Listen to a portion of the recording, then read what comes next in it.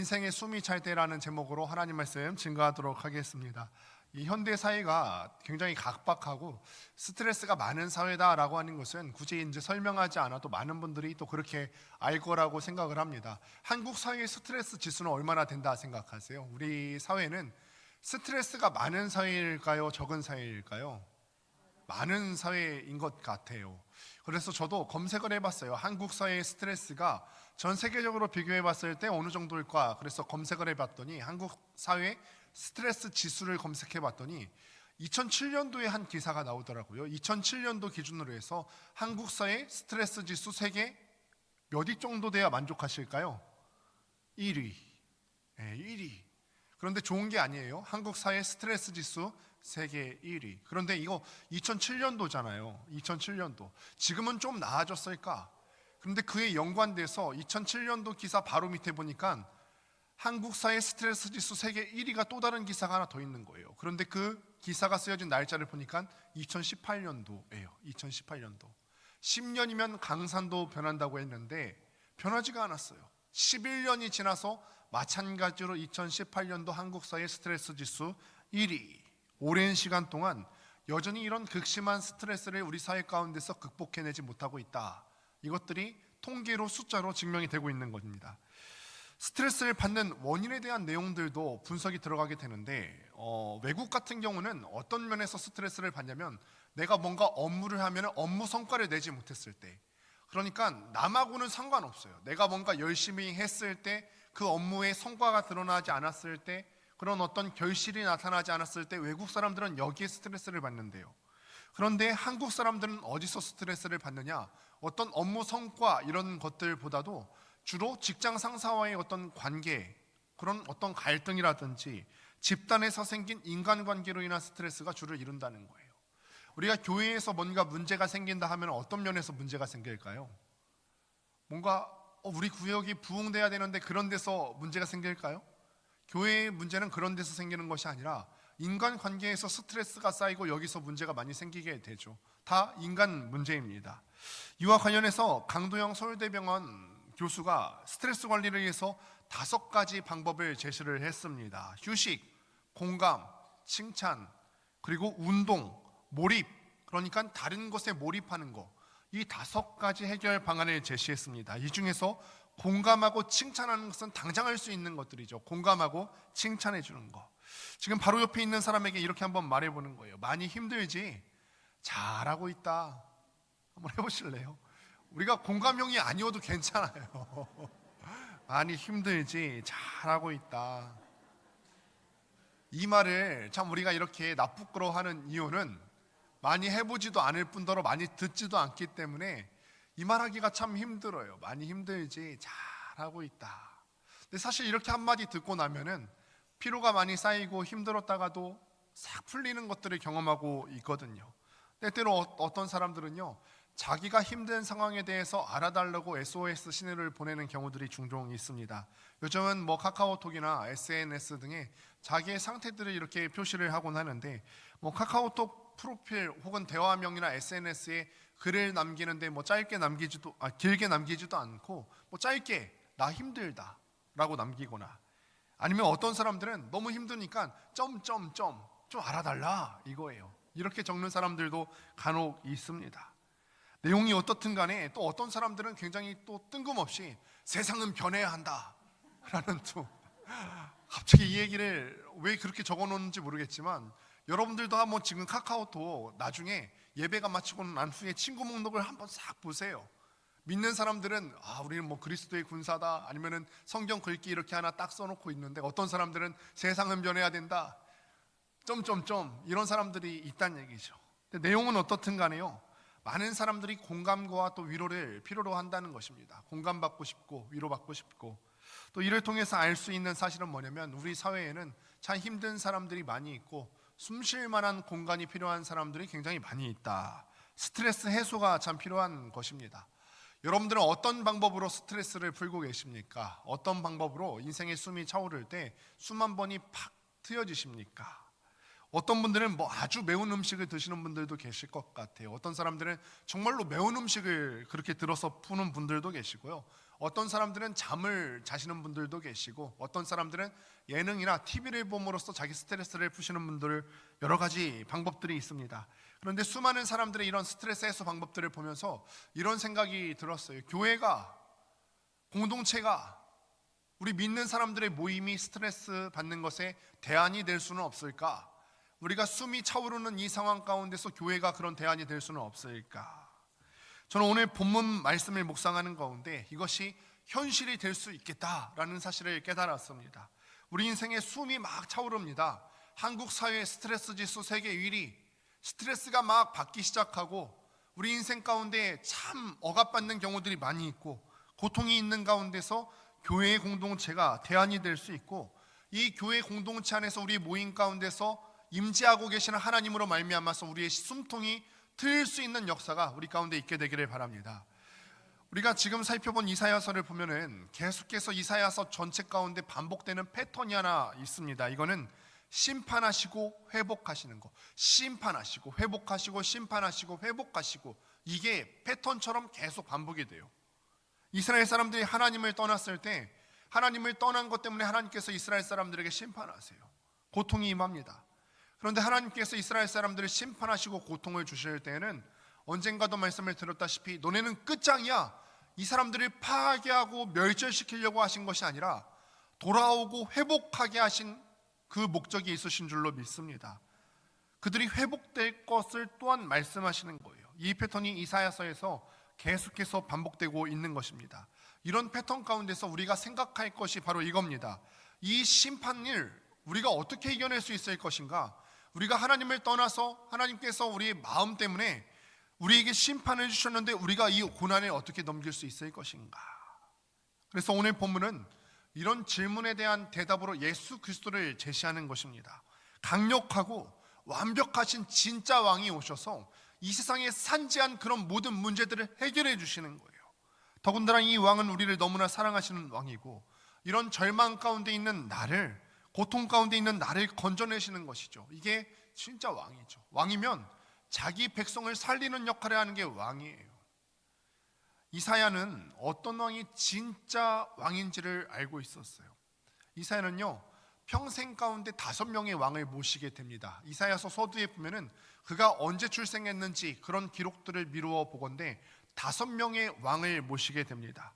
그 5명의 왕들 가운데 국가의 번영을 이끌었던 우시아 같은 왕, 이런 괜찮은 왕도 있었을 것이고요. 혹은 우상을 섬기고 나라 전체를 어떤 이 나락의 길로 이끌었던 아스 왕 같은 그런 왕도 경험을 했습니다.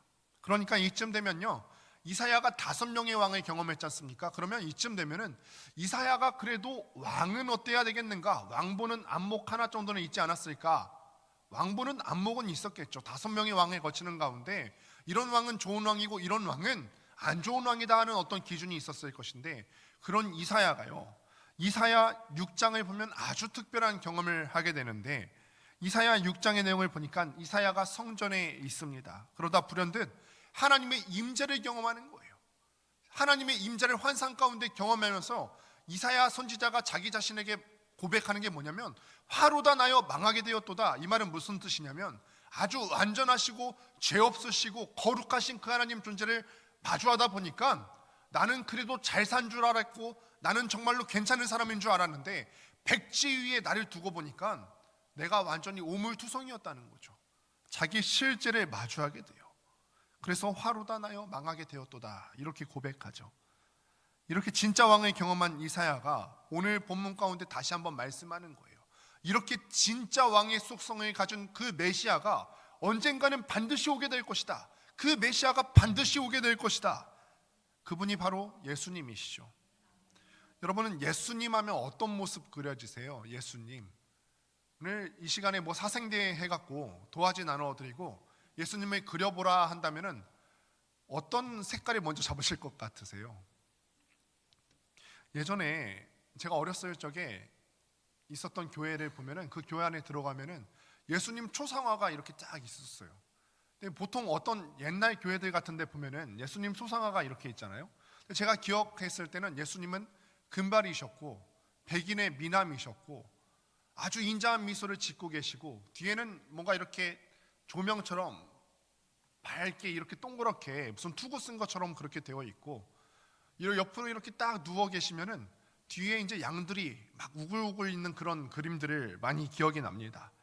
그리고 세월이 지나서 패션 오브 크라이스트라고 하는 영화를 봤어요. 그런데 그 영화를 보니까 마찬가지로 예수님께서 또 금발에 아주 멋진 미남이 출연을 하셨더라고요.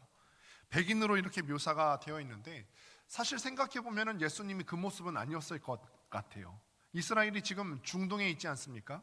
그러니까 금발의 백인이 아니라 중동 사람의 모습을 하고 계시지 않았을까? 어떤 검게 그을린 약간 햇빛에 그을린 그런 모습이 있지는 않았을까? 강하고 능력 있어 보이는 어떤 영화 주인공처럼 나오는 금발의 백인 미남 남자가 아니었을 것이다. 이런 생각은 한번 해보게 됩니다. 성경에서는 예수님을 어떻게 묘사했는지 한번 보도록 하겠습니다. 본문 1절 말씀 같이 한번 보도록 하겠습니다. 시작. 이새의 줄기에서 한 싹이 나며 그 뿌리에서 한 가지가 나서 결실할 것이요. 아멘. 여기서 보시면 가지가 어디에서 나왔다 그러죠? 뿌리에서 나왔다 그래요. 그런데 여러분 한번 생각해 보십시오. 가지가 있잖아요. 열매 맺는 그 가지가 뿌리에서 직접 나옵니까? 아니에요. 가지는 뿌리에서 나오는 게 아니라 줄기에서 나오잖아요. 뿌리가 있고 줄기가 있고 이 줄기에서 가지들이 뻗쳐나가는 거잖아요. 그런데 지금 가지가 나서 뿌리에서 가지가 나서 결실했다는 것은요, 큰 나무가 잘려져 나갔고 그러니까 밑둥만 있는 그루터기만 남은 상태에서 가지가 바로 뽑아져 나왔다는 거예요. 그러면 그 뿌리에서 나온 가지가 크게 자랄 수 있을까요? 무성할까요? 그러지 않았을 거예요. 가지가 무성하려면요, 줄기가 튼튼하게 세워져 있고 이 줄기에서 무성한 가지가 나와야 되는데 그루터기에서 직접 나온 가지인지라 듬성듬성했을 겁니다. 없어 보였을 거예요. 근데 이게 지금 이스라엘 민족을 그려내 나타내주는 그런 상징입니다. 여기서 잘린 나무 밑둥 같은 존재는 뭐냐면 지금 남유다의 모습이에요. 남유다 상황이 지금 어떤 상황이냐면은 북이스라엘과 아람의 침공을 받아서 나라 전체가 황폐하게 된 그런 상황이에요. 아주 망가졌습니다. 줄기가 다 잘려져 나갔고요, 나무로 치자면 나무 밑둥만 남아있는 그런 상황이에요. 그런데 하나님께서 말씀하시기를 남유다 모습 봐, 지금 너네가 나라가 완전히 망했고 완전히 황폐하게 됐고 지금 희망이 없어 보이지 않냐? 그런데 이 상태에서 말씀하시고 약속해 주시기를 이 뿌리만 남은 상태 가운데서 가지를 내고 결실 맺게 해주시겠다 약속해 주시는 거죠. 아주 작고 아주 연약하지만 다시 살아날 수 있는 소망을 심어주시겠다. 그리고 또 1절 앞부분을 보면은 이새의 줄기라고 되어 있습니다. 예수님이 오실 것을 말씀하시면서 누구의 후손으로 오신다고요? 이새의 줄기로 오시겠다. 그런데 사실 여러분, 예수님을 묘사할 때 이왕이면은 조금 더 명문가처럼 보이게 하면 어떨까요? 이새의 줄기 말고요, 후대 사람들이 얘기하는 것처럼 다윗의 자손으로 오실 것이다. 이게 가장 멋있는 말이잖아요. 사실은 이스라엘 사람들 하면은 다윗 하면 다 인정하는 왕인데 이새의 줄기 말고 다윗의 자손이라고 하면 얼마나 멋있을까? 뭔가 정통 왕가의 계승자인 것 같고. 그런데 왜 이사야는요 오늘 다윗의 후손 대신에 이새의 줄기라는 표현을 썼을까? 지금 이사야는요 이새라는 이름을 통해서 그 집안 족보가 어떤지를 얘기해 주고 싶은 거예요. 이새의 줄기로부터 나오는 그 결실이 예수님이라면 이새의 뿌리는 누구죠? 이새의 아버지가 누구예요? 오벳이라고 하는 사람이에요. 근데 그 오벳의 아버지는 또 누구죠? 보아스라고 하는 사람이에요. 제가 이렇게 자꾸 질문을 던지니까 눈 높이 하시는 것 같고, 아유 모르는데 왜 이렇게 물어보시나. 다시 한번 설명드릴게요. 이새의 후손에서 지금 예수님이 오시잖아요. 그런데 그 이새의 뿌리를 살펴보면은 이새의 아버지는 오벳이라고 하는 사람인데 오벳의 아버지는 보아스예요. 그런데 여러분 보아스 정도 되니까 좀 아시겠죠? 주일학교 나오신 분들은 아셔야 돼요. 보아스의 아내 이름은 누굴까요? 룻입니다. 그런데 여러분 룻을 배우실 때 룻이 어디 나라 사람이라고 되어 있죠? 모압 여인이에요. 모압 여인, 이방 사람입니다. 이방 사람이 유대 땅으로 와서 이스라엘 사람인 보아스와 결혼해서 가정을 이뤘고 그의 후손 가운데서 이세가 나온다는 거예요. 우리로 말할 것 같으면 예수님의 족보는요, 순수 유대의 혈통이 아니라, 정통 왕가의 혈통이 아니라 짬뽕이다, 다문화 가정이다라는 얘기예요. 우리말로 하면요, 다문화 가정. 여러분, 우리나라에서도요, 다문화 가정이라고 하면 지금은 그렇지 않아요. 우리 민족 사회가 보통 기준으로 삼을 때 이제 외국인들이 5% 이상이 되면은 다문화 민족이라고 이렇게 불려지게 되는데, 우리 기준도 5%를 이미 넘었었어요. 우리나라에서도 아직까지도 그럼에도 불구하고 다문화 가정이라고 하면은 색안경을 끼고 보는 사람들이 많지 않습니까? 인식이 많이 좋아졌다고는 하지만 아직도 그렇습니다. 그런데 이스라엘은요, 다문화 가정에 대한 편견이 굉장히 심한 나라였어요. 그도 그럴 게 이스라엘 사람들이 자기 민족의 어떤 정체성에 대한 자부심이 있지 않았습니까? 우리는 선택받은 민족이다, 우리는 하나님의 선택받은 민족이고 너희는 이방인이다, 이런 구별이 굉장히 심했던 나라 가운데서 이방 사람들과의 혼인을 굉장히 금기시했고, 성경에서 이스라엘 사람들이 사마리아 사람들을 무시했던 이유가 바로 그거예요. 사마리아 사람들이요, 그 땅에 살던 사람들이 이방 사람들과 결혼해서 이방 민족들과 혼혈들이 생겨나니까 이스라엘 사람들이 굉장히 무시했어요. 그 땅을 밟기조차 싫어했어요. 그런데 예수님의 조상이었던 룻이 어디 사람이라고요? 모압 사람. 그냥 이방인도 아니고, 특별히 모압 사람에 대해서는 신명기 23장 2절에 기록하기를 여호와의 총회에 들어올 수 없는 민족들에 대해서 기록을 쭉 하고 있는데, 그 중에 한 민족이 모압 사람이에요. 암몬 사람과 모압 사람은 영원히 여호와의 총회에 들어올 수 없다. 그래서 우리가 이새의 줄기에서 예수님이 왔다라고 이사야 선지자가 적을 때에는 예수님의 뿌리가 나면서부터 정통 이스라엘 사람이고, 나면서부터 튼튼하고, 나면서부터 강하고 정통 사람이다, 이것을 말하고 있는 것이 아니라 예수님은 철저히 비주류였다, 예수님은 철저히 약한 가운데서 시작됐음을 말하고 싶은 거죠. 그런데 이새의 줄기에서 뭐가 나오냐면 한 싹이 나온다라고 합니다. 히브리어 원어로 썼을 때는 네체르라고 하는 단어가 쓰여져요. 여러분, 이 음가를 잘 기억하세요. 네체르, 어떤 지명하고 닮았을 겁니다. 한 싹이 나오는데 네체르. 예수님이 태어나신 곳이 어디죠? 요거는 아셔야 되는데요, 이제 12월 25일 날이 다가옵니다. 여러분, 예수님 태어나신 곳은 베들레헴이에요. 그럼 자라신 곳은 어딜까요? 나사렛입니다. 나사렛. 나사렛이라고 하는 이 지명의 어원이 이 싹에서 나온 거예요. 네체르, 나사렛이라고 하는 그 같은 뜻입니다.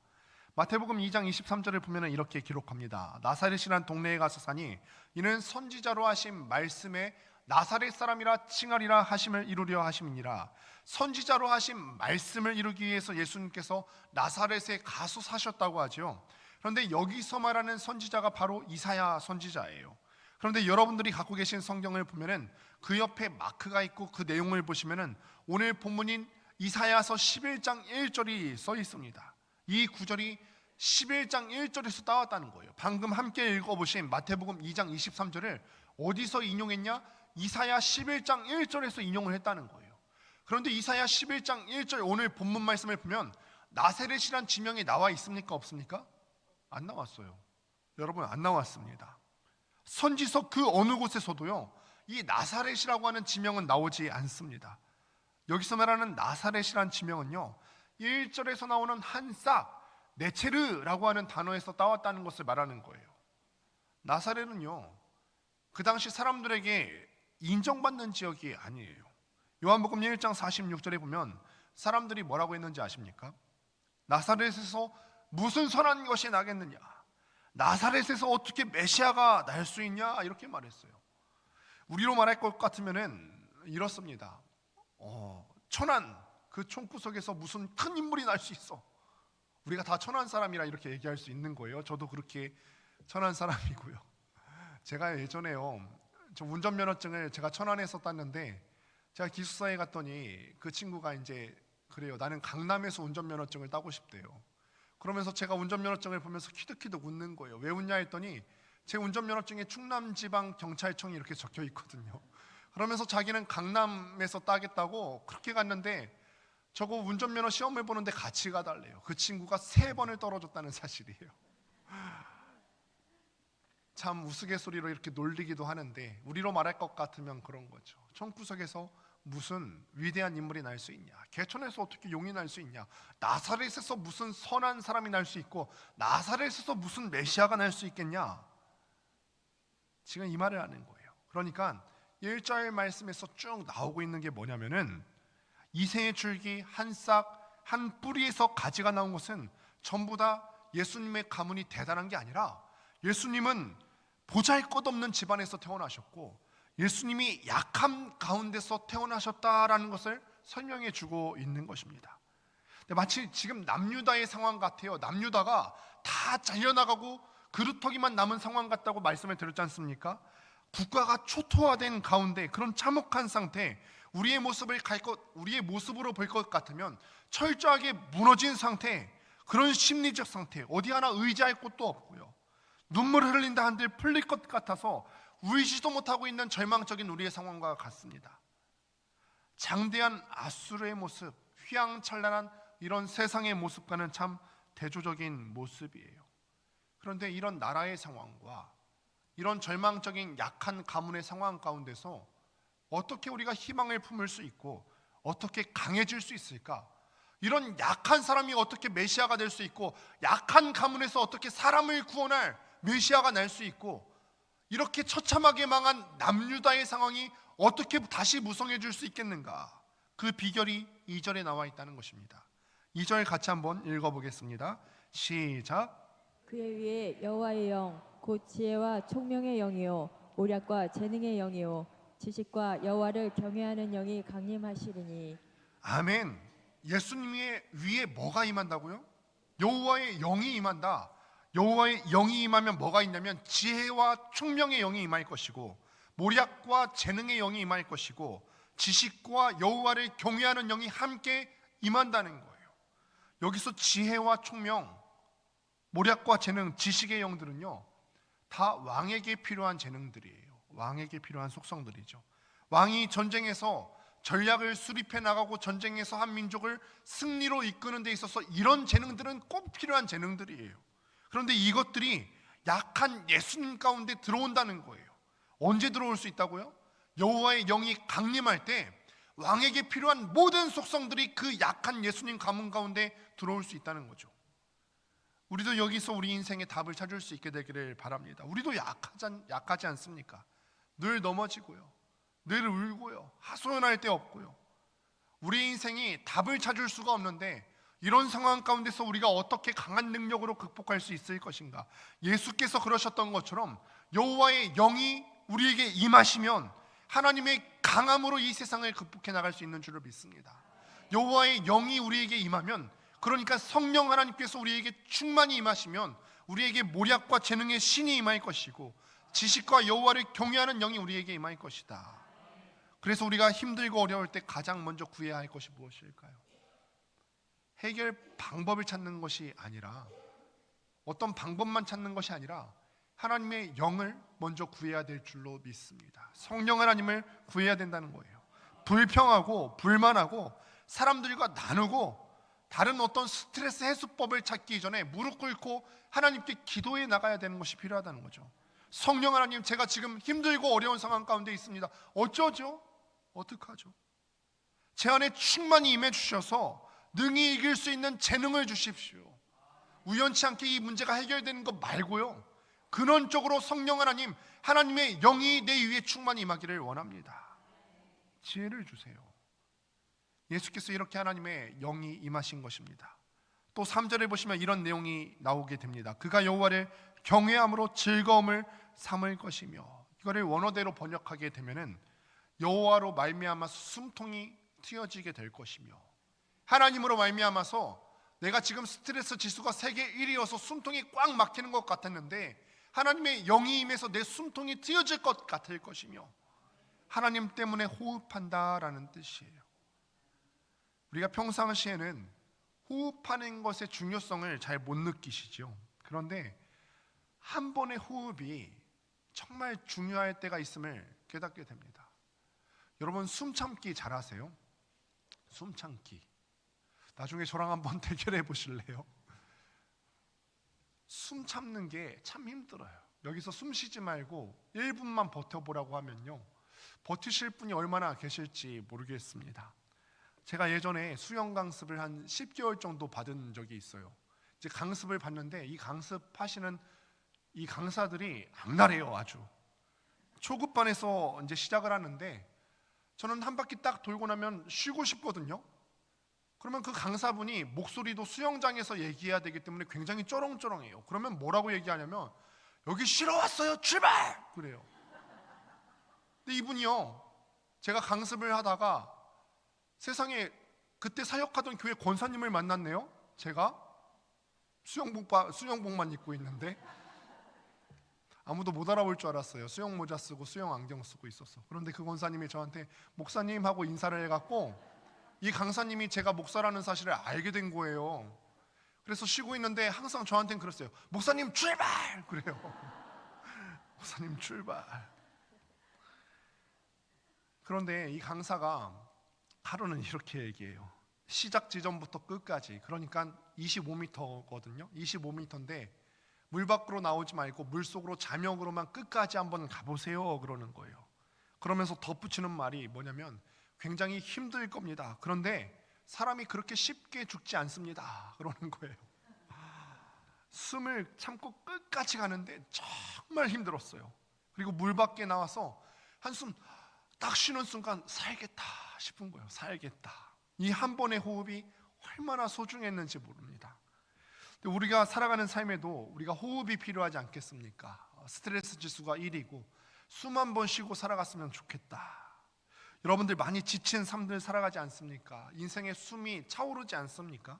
포기하고 싶고 그만두고 싶을 때가 한두 번이 아니에요. 그런데 이런 우리들에게 하나님의 영이 임하시면 그 하나님 때문에 벅찼던 그 삶을 숨 한 번 쉴 수 있게 된다는 것이죠.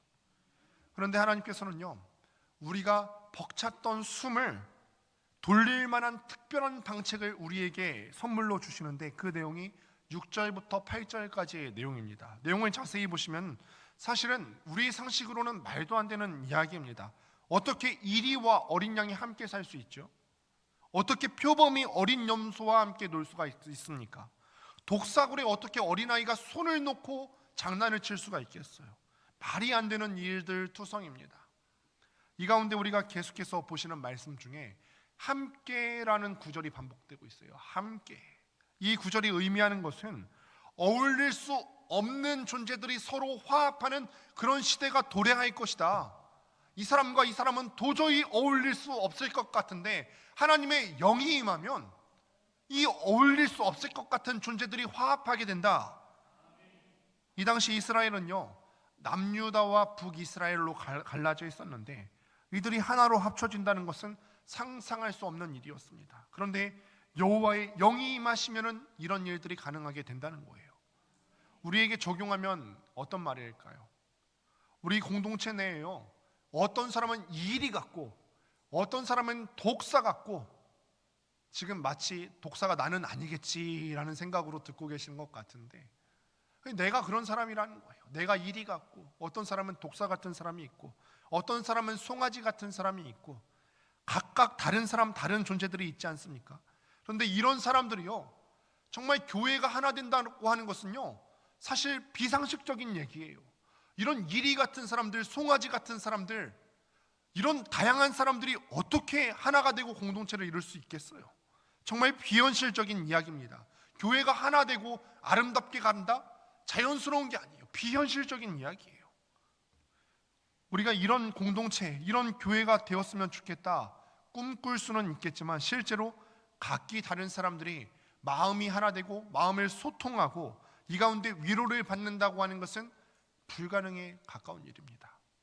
그런데 여호와의 영이 우리에게 임하시면 이 꿈이 현실이 될 수 있다는 거예요. 서로 다른 존재가 모인 공동체 안에서 우리가 위로와 안식을 누릴 수 있게 된다는 사실입니다. 여호와의 영이 임하시면 우리가 제각기 다를지라도 우리가 하나 된 공동체를 이룰 수 있고 이 가운데서 숨 한 번 틀 수 있을 만한 교회가 될 수 있을 줄로 믿습니다.